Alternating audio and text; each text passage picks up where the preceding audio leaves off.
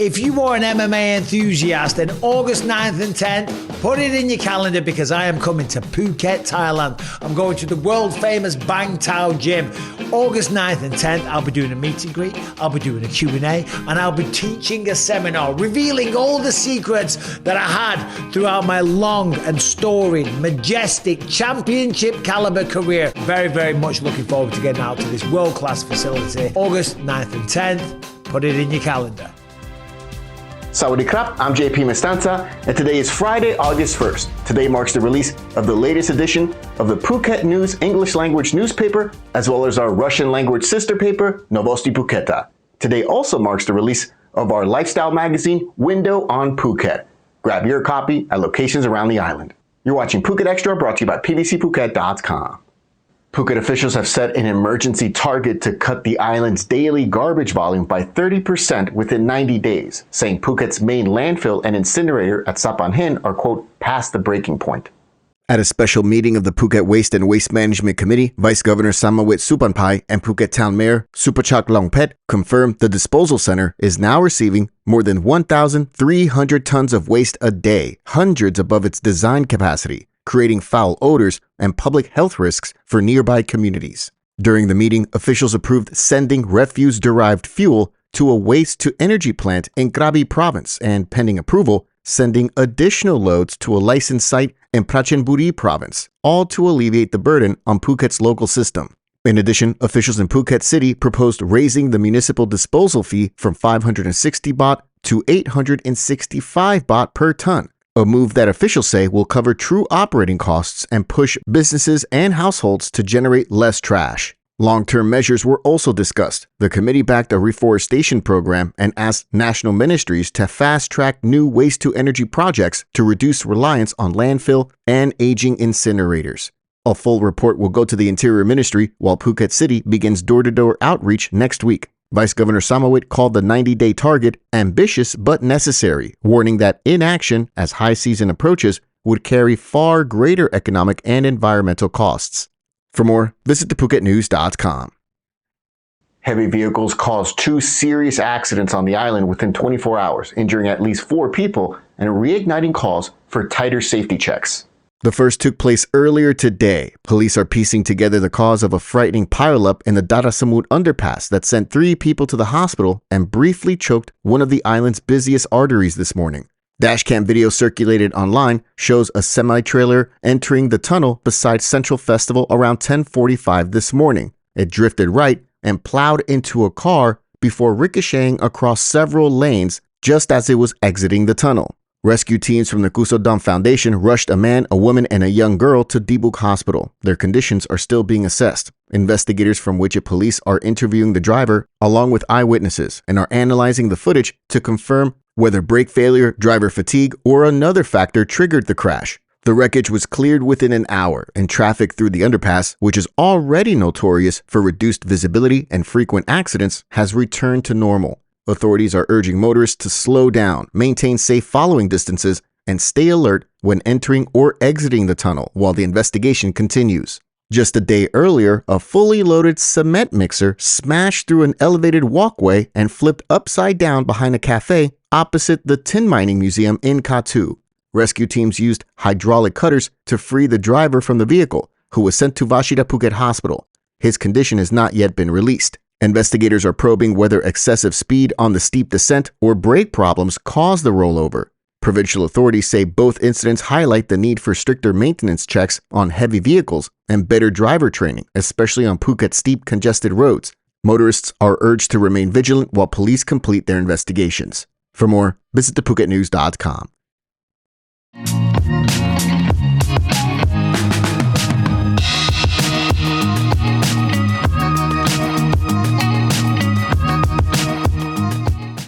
A routine highway checkpoint in neighboring Krabi may have prevented a fresh outbreak of gang violence here on Phuket.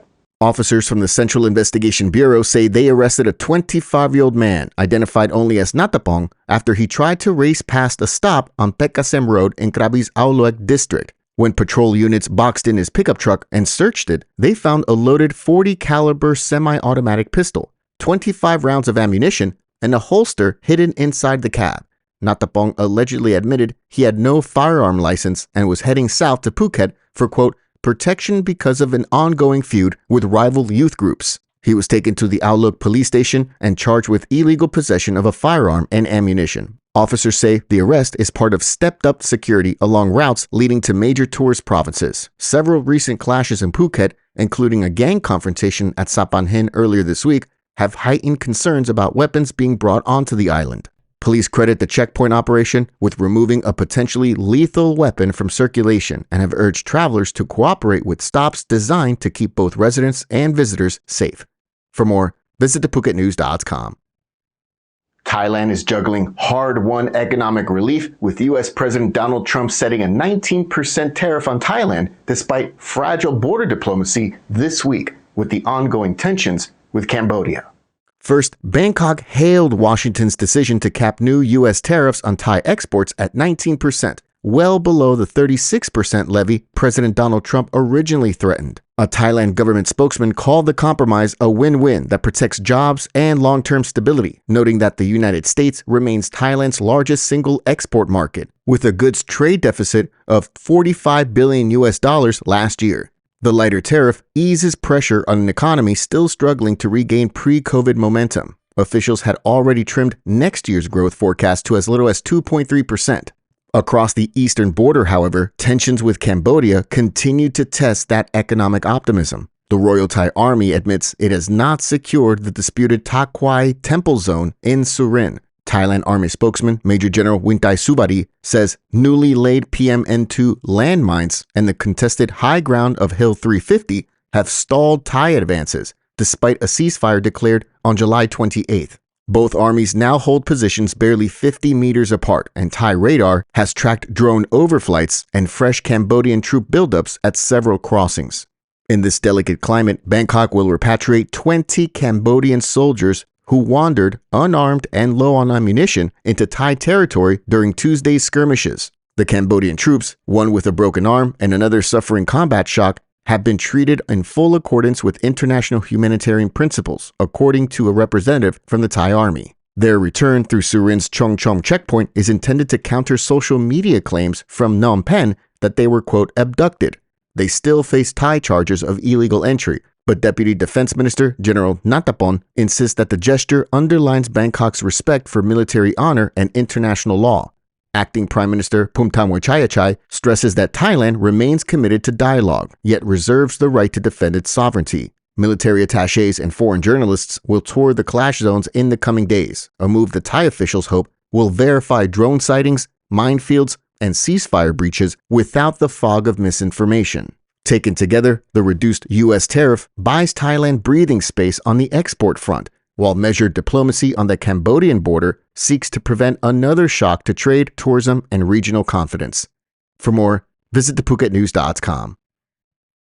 Thanks for catching us here on this August 1st edition of Phuket Extra, brought to you by pbcphuket.com. Have a great weekend, and we'll see you back here next week. Until then, stay classy, Phuket. Phuket's rapid modernization has made it one of the world's premier holiday destinations. Investors can still buy quality condominiums for as low as $75,000, and luxury properties can go all the way up to $20 million. Condominiums in Phuket are a safe, secure bricks-and-mortar investment, offering foreigners freehold ownership. Call or email Thai Residential, Phuket's #1 trusted real estate advisor, to find your perfect Phuket property.